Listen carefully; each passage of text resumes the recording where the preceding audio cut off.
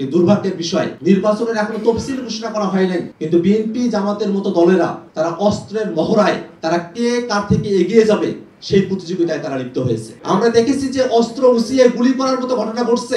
এই বাংলাদেশ তো আমরা প্রত্যাশা করি না। বিএনপি এবং জামাতের সাথে আমরা রাজনৈতিকভাবে প্রতিযোগিতা করতে চাই, কিন্তু তারা যদি অস্ত্রের প্রতিযোগিতায় আসেন তাহলে তাদেরকে আমরা স্মরণ করিয়ে দিতে চাই যে শেখ হাসিনা শুধু তার দলীয় বাহিনী নয়, বাংলাদেশের সকল বাহিনীকে অস্ত্রে সজ্জিত করে 24-এর অভ্যুত্থানে জনগণের বিপক্ষে গুলি করতে মাঠে পাঠিয়েছিল।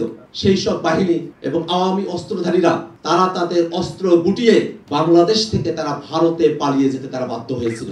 অতএব বিএনপি বা জামাত এই নির্বাচনে অস্ত্রের রাজনীতি করার যে মহড়া আপনারা প্রদর্শন করছেন, পেশি শক্তির রাজনীতি করার যে মানসিকতা আপনাদের কার্যক্রমের মধ্য দিয়ে প্রকাশিত হচ্ছে, সেই জায়গাটাতে বাংলাদেশের 24-এর অভ্যুত্থানে অংশ নেওয়া এই জনগোষ্ঠীকে আপনারা কখনো অবহেলায়, আপনারা কখনো তাদেরকে অগুরুত্বপূর্ণ ভেবে রাজনীতি করার পরিবেশ আপনারা তৈরি করতে পারবেন না। শেখ হাসিনাকে আমরা এখনো পর্যন্ত দেশে ফিরিয়ে নিয়ে আসতে পারি নাই।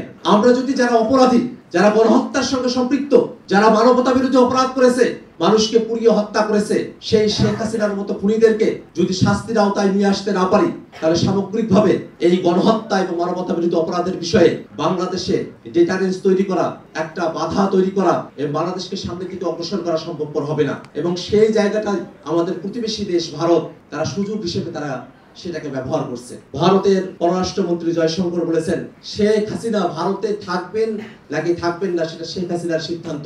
কোনোভাবেই কোনো একজন ফাঁসির দণ্ডপ্রাপ্ত আসামি, কোনো একজন গণহত্যাকারী, মানবতা বিরোধী অপরাধী তার ইচ্ছার উপর নির্ভর করে কোনো একটি দেশ তার ডিপ্লোমেসি সাজাতে পারে না। বাংলাদেশের মানুষের কাছে, এদেশের বিচার বিভাগের কাছে অতি দ্রুত হস্তান্তর করার আমরা দাবি জানাই। ভারতকে বাংলাদেশের সাথে সম্পর্ক উন্নয়ন করতে হবে, ভদ্রতাপূর্ণ সম্পর্ক করতে হবে।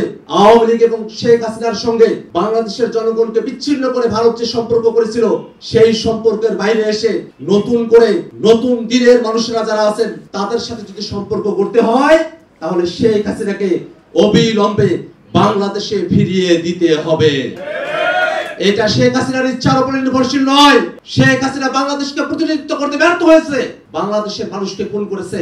সেই শেখ হাসিনার পক্ষে কোনো একটি দল, কোনো একটি দেশ কোনোভাবেই তার পক্ষে অবস্থান নিয়ে তার মতামতের উপর নির্ভর করে তার দেশে ফেরা আসা না আসাকে তারা ডিপ্লোমেসির ভাষায় কোনোভাবেই ব্যাখ্যা করতে পারেন না।